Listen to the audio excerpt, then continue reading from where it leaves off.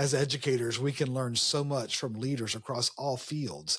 Growing a healthy learning organization requires courageous and persistent leadership. That's why I'm so excited to share with you this conversation with Tom Hood. He joins me today on this very special episode of the Educators Among Us podcast. Welcome to the Educators Among Us podcast, where we share motivational messages and inspiring stories for and about educators. Your host, Scott Barron, is author of the critically acclaimed book, Love 'Em and Lead 'Em, and provides powerful insights and wisdom for those who heed the call to teach, coach, lead, and serve at all levels of education.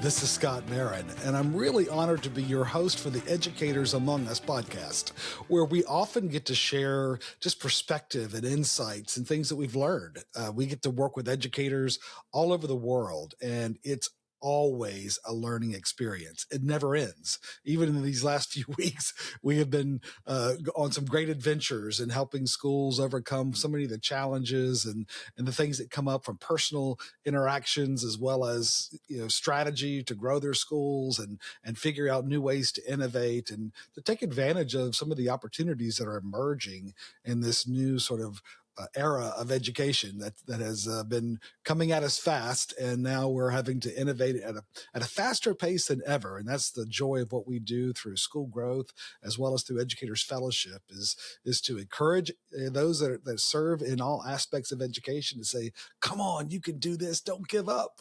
Let's go!" Our message this week was friction ain't fiction. Right. And that's an important part of that was, that we do deal with a lot of conflict. We have to press on. We have to allow it to sometimes make us better. We call it embrace the grind. And that's just a part of the journey. And that's what we love to do for those who serve in education, is to walk it with you.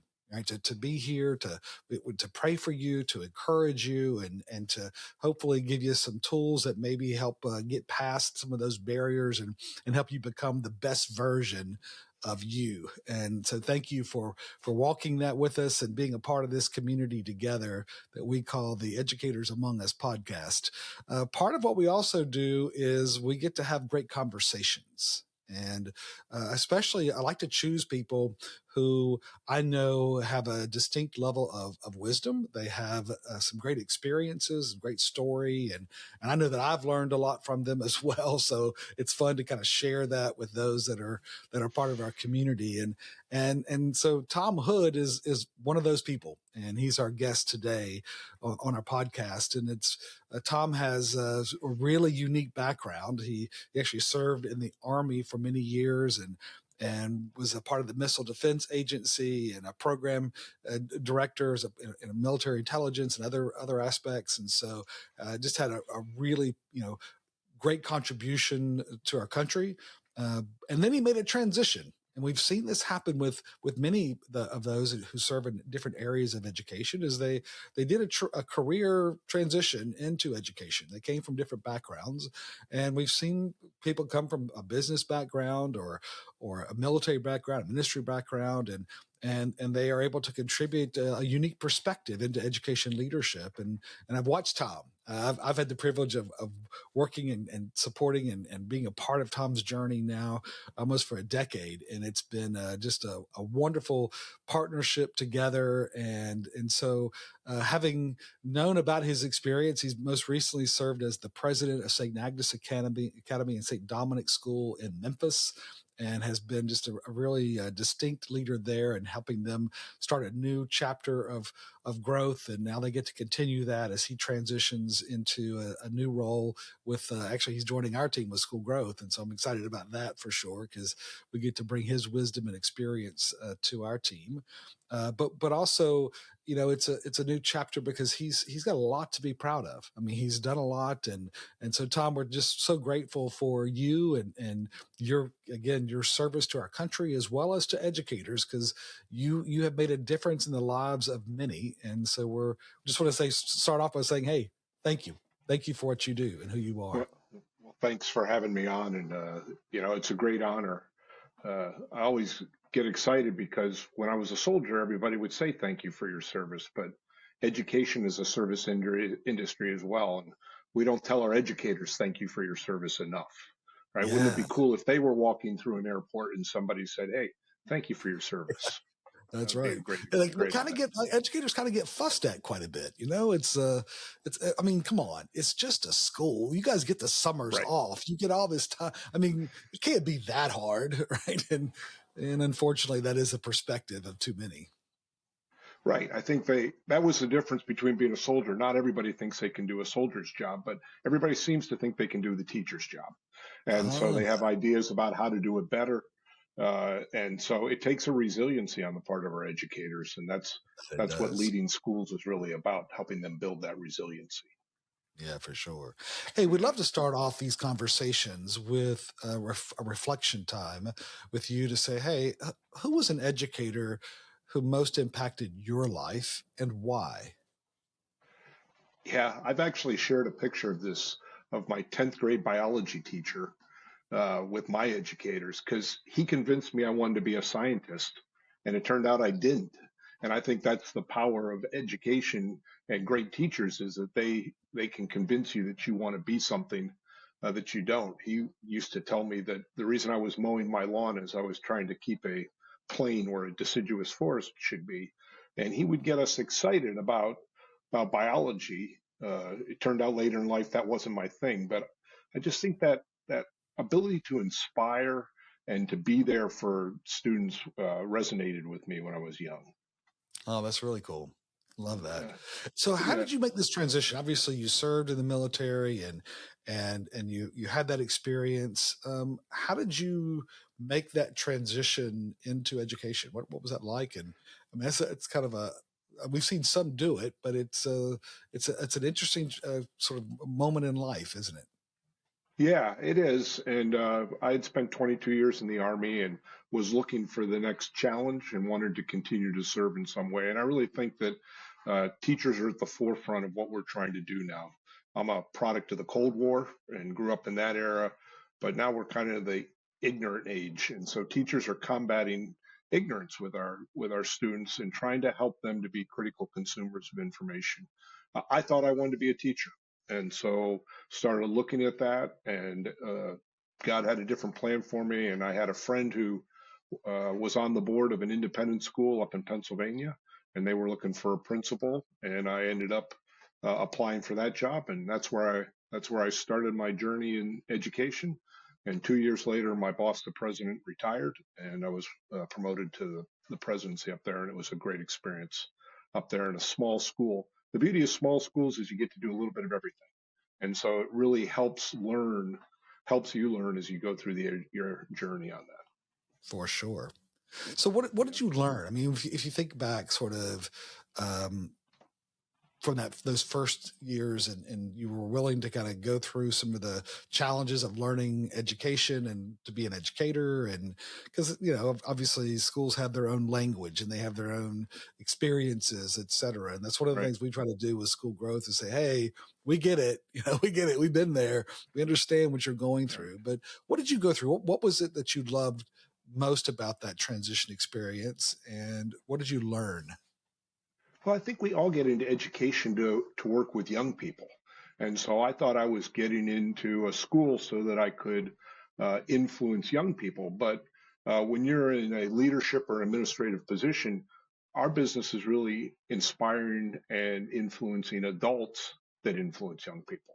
I say we're driving the train from the caboose and really trying to influence the people that are touching the students on a daily basis. So I think I started off trying to spend too much time with kids, and as I got into the job a little more, I realized my job is to really spend time with the adults, particularly our teachers and administrators that are working in our schools. So that is something we run into, right? I mean, there is some transition points there for those, especially that come out of the classroom and move into some type of leadership role. I mean, you were you started at an administrative role, and actually, I did too. I taught at higher ed, but like you did, but I, coming into that K-12 classroom and the K-12 experience, right? It's different, right? So, but sometimes struggle with that transition from wanting to be connected to students and leading students to leading adults. For sure, for sure. But as you go along, I think you can find you get just as much joy out of seeing adults be successful as you do seeing students be successful. We all want to be around students because we love it when they get the concept that we're trying to impart. And the same can be true with our educators. And so watching them grow is joyful and uplifting as we go through our Sure, for sure. So if you reflect back, if you go back to when you were starting in Pennsylvania and you got invited to come be a part of this school and then eventually became had the opportunity to be the head of the school, and but what do you wish you had known then that you've learned over the years? What's the bit of wisdom that man, if you could go back and talk to that version of you back in the day, what would you say to him? Well, there's probably a lot of things I would say, but top among them is managing the pace of change for schools. Schools are an ecosystem that likes to adapt slowly, and our teachers want to learn, they want to be better, but it's really easy to overload them. And coming from the military, a profession where we change jobs every 2 years, we were kind of on this cycle where we wanted to change something very quickly. And so just slowing down, uh, recognizing that inputs into the system need time to take effect and move forward from there. I'd really love to I think I wore my faculty out the first couple of years because I had 100 ideas, as I think we all do when we go in, and just Absolutely. get those things boiled down to the couple important ones and save a few for later. I think is really an important one Yeah, for I've us. said many times if I could go back to those first few years, I would and speak to the faculty, I would so just say, I'm so sorry. Yeah, I didn't that's know. And I've learned a lot. Hey, the good news is I've learned, but you had to be the guinea pig. And, it's just the way life goes. It's like with your older children, you just they have to be the practice rounds to get to a level of knowledge and wisdom that you kind of get good at it after a while, and then it's done. So yeah, and that's an interesting thing, right? This idea of change and this pace of change. We're seeing, of course, that the pace of change is picking up, right? And that's something that as we've worked together and tried to develop the leadership capacity there for your two schools, that ability to think and to innovate and to kind of speed up the process of learning, that's a huge challenge. And as we, because I know we've been working on, even within our mastermind group, of thinking through how to accelerate some of that.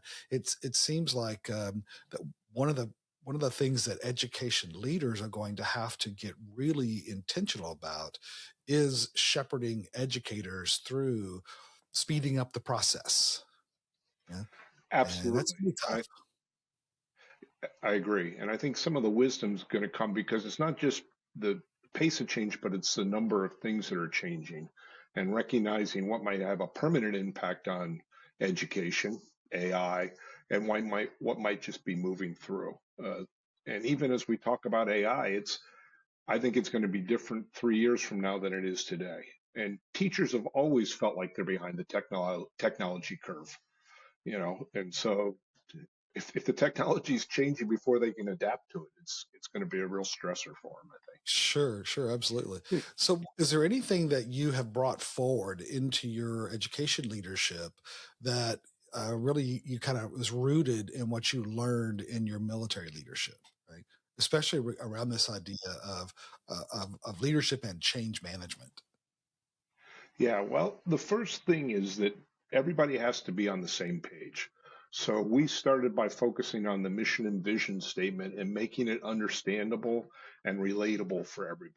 You are not going to be at the key point. You're not going to be in that physics class or the second grade ELA class when it needs to happen. People need to understand what your vision is and then feel empowered to take steps to enact that vision.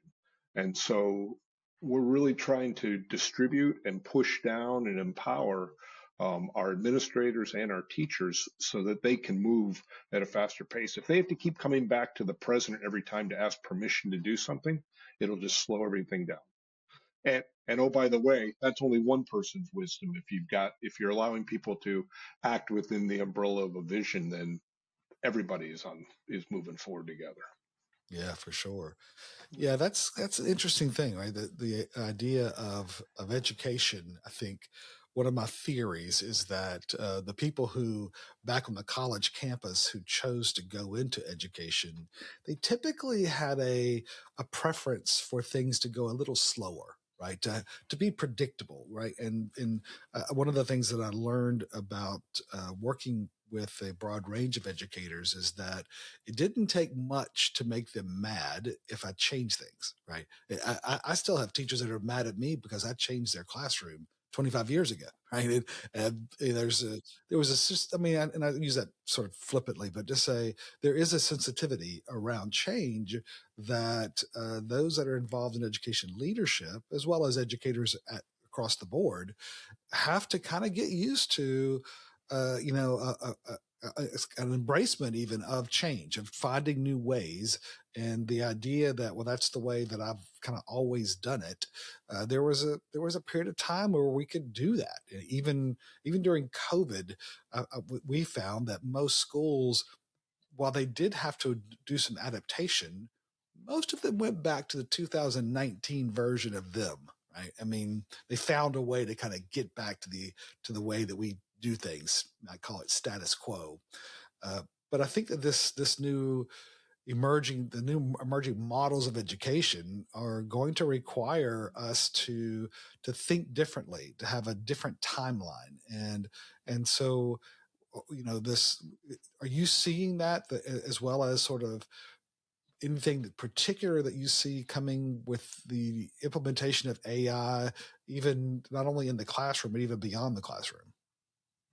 For sure. And I think, AI is just the latest instance of this. You talk about change, and you always have teachers that want to be early adopters, and then we have teachers that want to be slow adopters.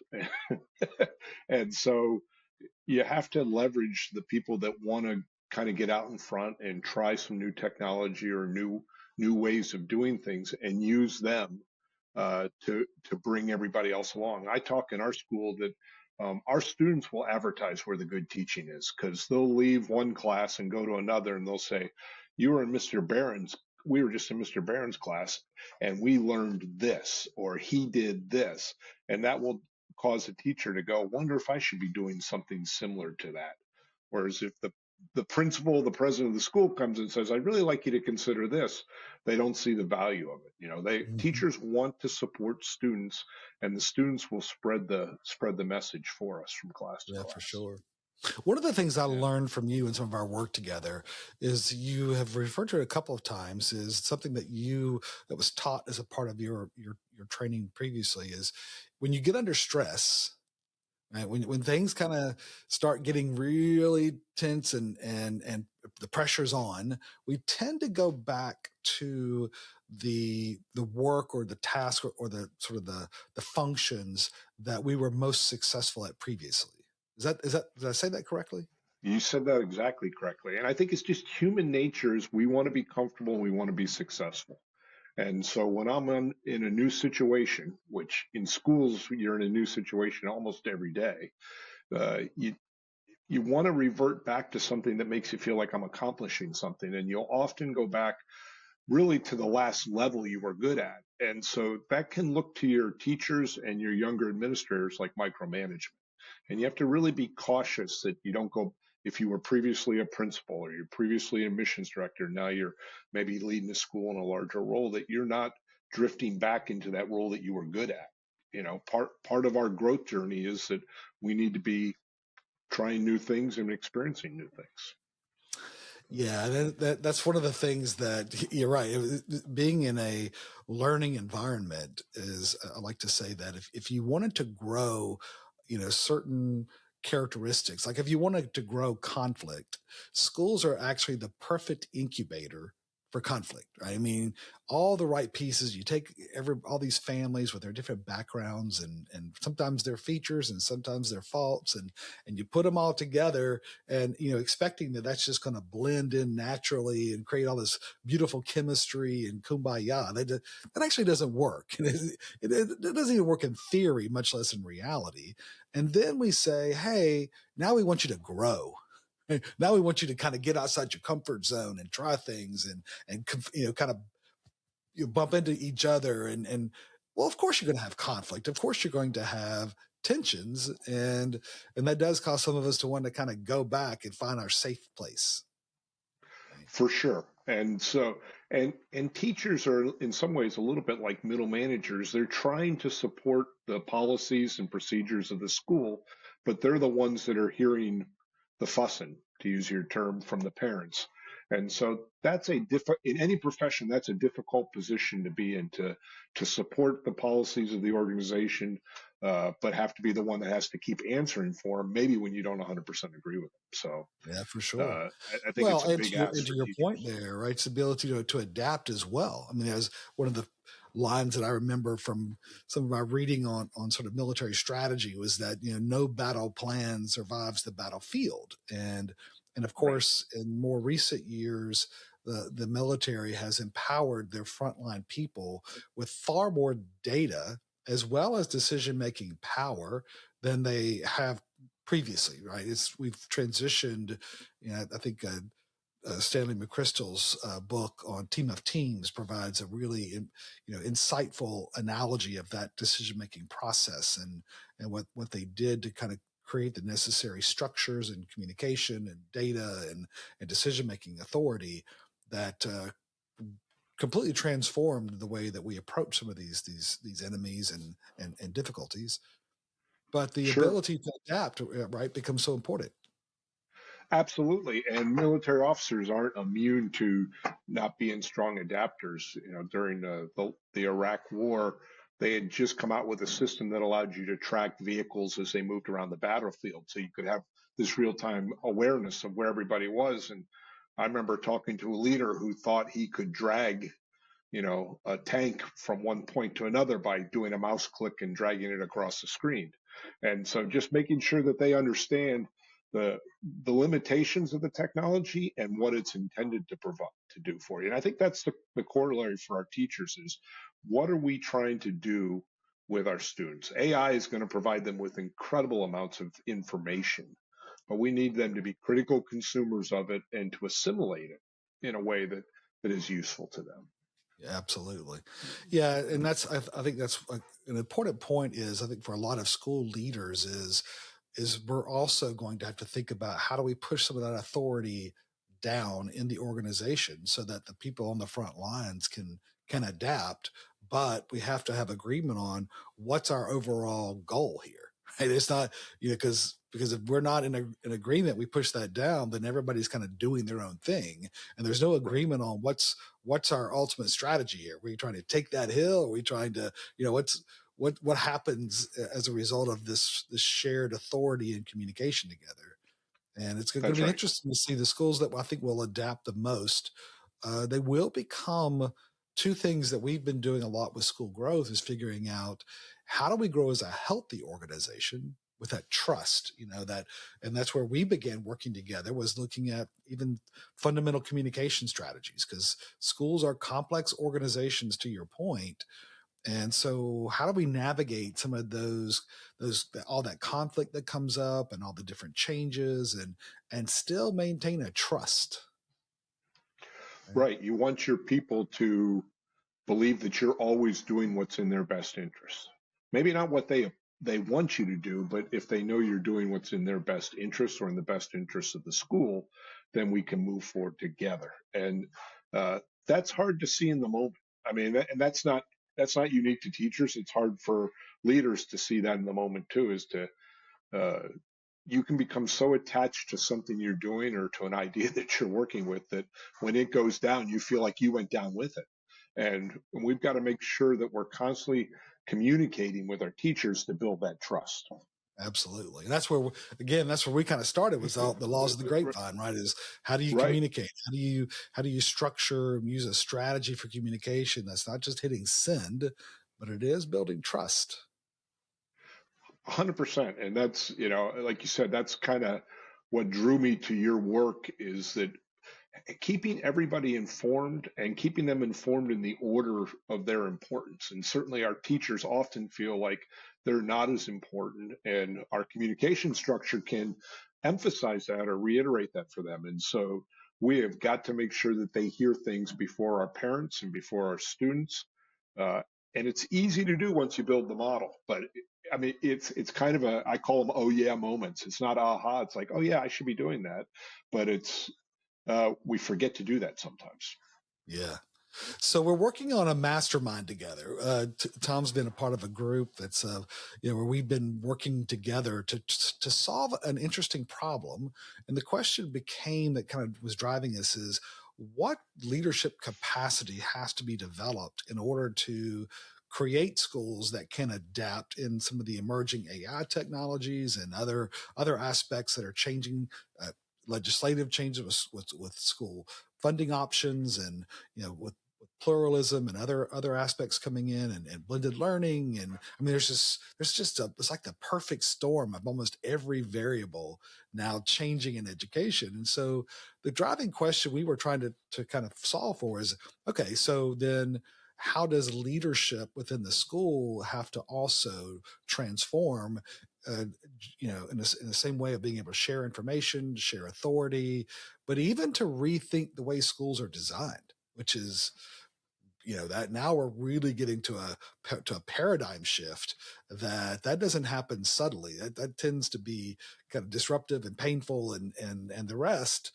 So we've been exploring that together, and I've really enjoyed a lot of the meetings and the things that we've worked on together in that mastermind, because it's really enabled us to start thinking about this differently, and thinking about leadership development in a way that's far more authentic, and is really a much more effective way of doing both succession planning as well as building the capacity of the team to lead forward, right?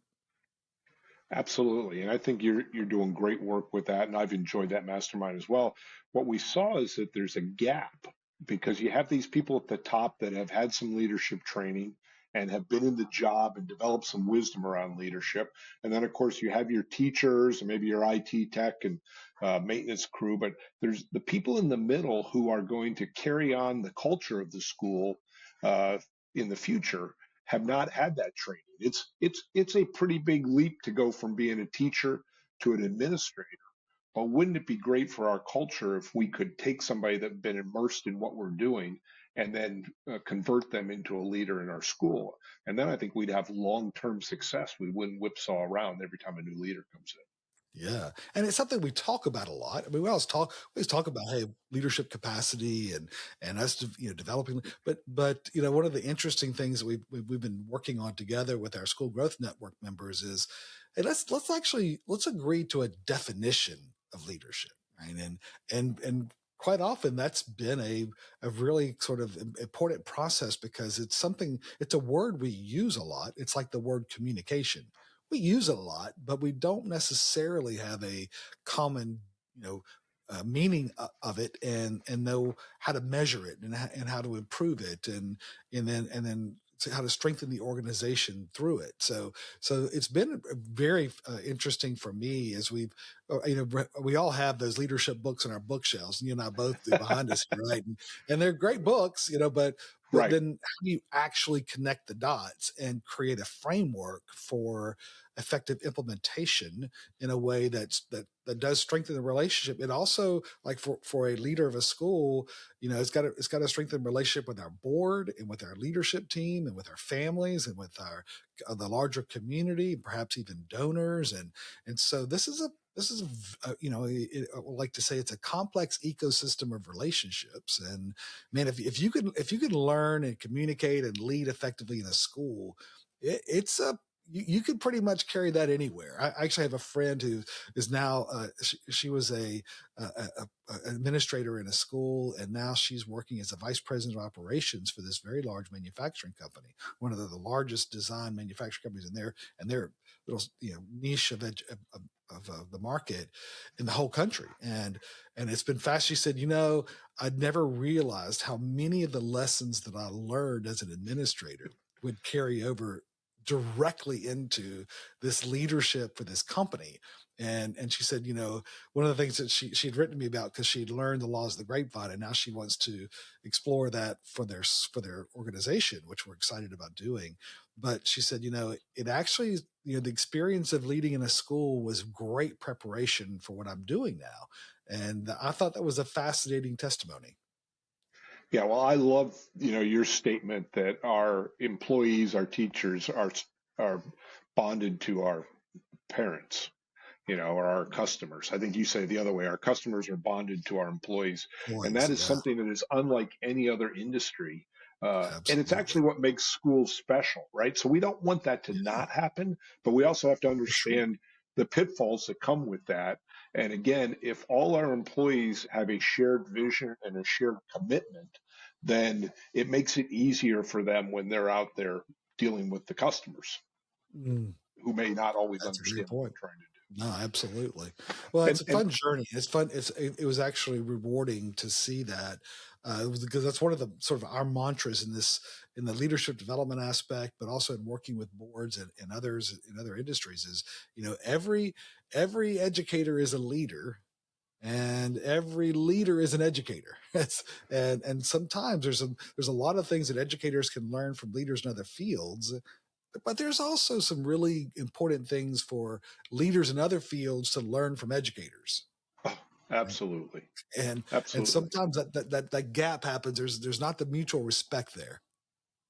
Right. And we want everybody on this campus. You never know who is going to inspire a student. It could be the person in the lunchroom. It could be the guy that's cleaning the desks. And, we tell our educators, we want them to be popular with our students, but really what I want them is to be the first person that an alumni comes back and visits 10 years from now, because that's the teacher that made a difference. You asked who makes a difference. The teacher that made a difference is the one that the student comes back to visit.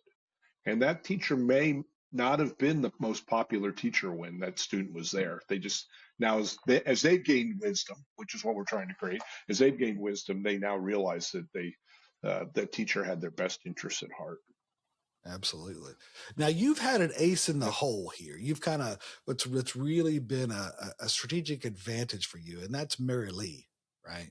I mean, your wife has been such a key partner with you in a lot of the challenges and the transitions, and so I really admire the way that the two of you work so closely together. You've been watching you grow in your professional leadership, respectively, as well as in your faith and in your relationship. And I think a big part of your testimony is the way that you guys work so well together. Well, I appreciate you saying that. And I think that our partners in life are key to everybody's success.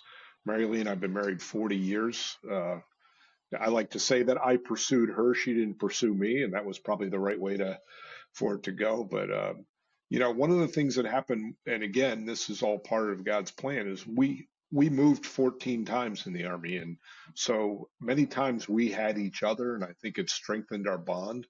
And we found out that we have shared beliefs.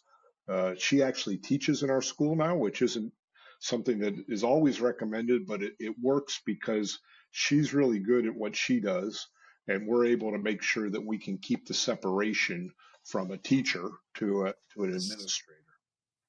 So, yeah, it works because you both have a maturity and a wisdom. Plus, you're really good at what you respectively do. And so that makes a big difference. Yeah. Sometimes I think she's more valuable than me. It's harder to find a good chemistry teacher than a good president sometimes. So very good point. Yeah, absolutely.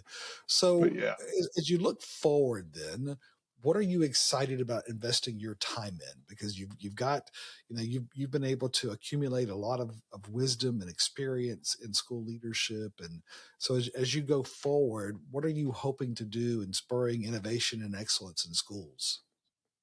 Well, I want to help people on their leadership journey. There's so many people, you're one of them, but there are many others that have helped me along the way. Leadership is a continuous learning operation, and you're never going to be able to say, I've done that and I'm now a fully formed leader. And so I would love to be able to help people on that journey. I handed out whistles to my leadership group here to remind them that they're all coaches and that, we ought to be coaching each other. And that would be something that would interest me as we go forward. But, if you if we celebrated teachers the way we celebrated athletes and then talked about the coach that got the most out of them, that's what we're trying to do with administrators at all our schools. Yeah. Absolutely. So we need to have Yeah. those athlete handshakes, right? Where they all seem to have a unique handshake where they kind of Right. fist bump and dance and chest bump, whatever else. And we don't have that same enthusiasm. I was watching the United States hockey Yeah. champions yesterday in the gold medal round, and then the Canada and U.S. played such a great game. It was just amazing to watch the talent there, but it was they all celebrated in different ways, and sometimes to your point, we don't celebrate. We don't celebrate Yep. a lot of the things that happen in schools that are behind the scenes, that those that kind of go the extra mile in connecting with that student or helping that family get through that challenge. And sometimes all we hear about is some of the bigger flagrant issues that come up, and there are significant ones that Sure. have to be resolved, but there are so many beautiful things happening in schools and in classrooms and on the sports field and in the arts classroom, et cetera. And it's kind of cool to be a part of that.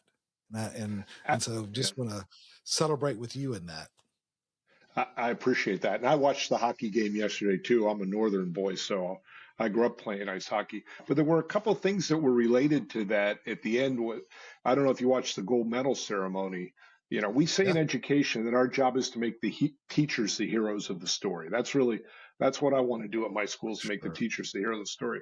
The coaches of the gold medal hockey team do not get gold medals. Only the players got gold medals. And if you watched, there was a group picture initially with just the players, but they eventually invited the coaches and all the support Yeah, staff and all the people that make that happen. And I think that, you know, recognizing the value that everybody brings to an organization, trainer, coach, absolutely. Yep. GM, whatever it is so significant. And schools are the same way. And Yes. so we want our teachers to be the hero of our story, but we want to make sure that everybody else is also recognized for the leadership And they're everybody that's part of the system. It's one of the things we love to say yeah, here is that, we're all educators. We're everybody, 100%. everybody in the building, the board, our facilities team, the bus drivers, the librarian, the guidance counselors, the everybody. We're all educators. And Right. sometimes it's good and sometimes it's not, but it's the truth. And we all contribute to a system of learning and transforming lives. And that's just that's a beautiful, and a calling. For sure. And we're doing that by building trust, Scott. And so, I mean, you've talked about this a lot where we want trust is a long-term endeavor. And it takes a long time to build trust, and it takes an instant to lose it, right? Yes. And all you can do again is, as we say here, turn the bucket that you just kicked back over and start making deposits back into it again so that you can slowly build the trust of your people. But they have Yeah, to trust you and know that you're always looking out for them and want what's best for them. that's right.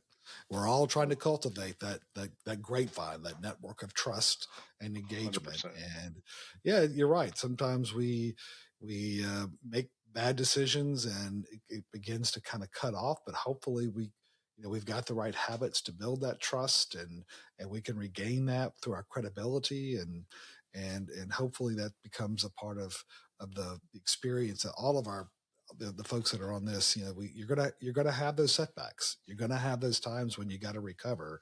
Right. There are certain habits that you can develop that will prevent those from happening more so often, and because damage control is no fun. It's exhausting and uses up so many resources that can be used better, but it's still part of the journey. Oh, for But sure. hopefully if you're out there and you're a leader of educators, or you're a teacher and have a responsibility for trying to contribute to that ecosystem, uh, keep looking for those habits, those habits of communication and trust, because as Tom just emphasized, that's what makes or breaks it. Trust is the oxygen of the school ecosystem, and it can be fragile sometimes, but the right habits can change everything.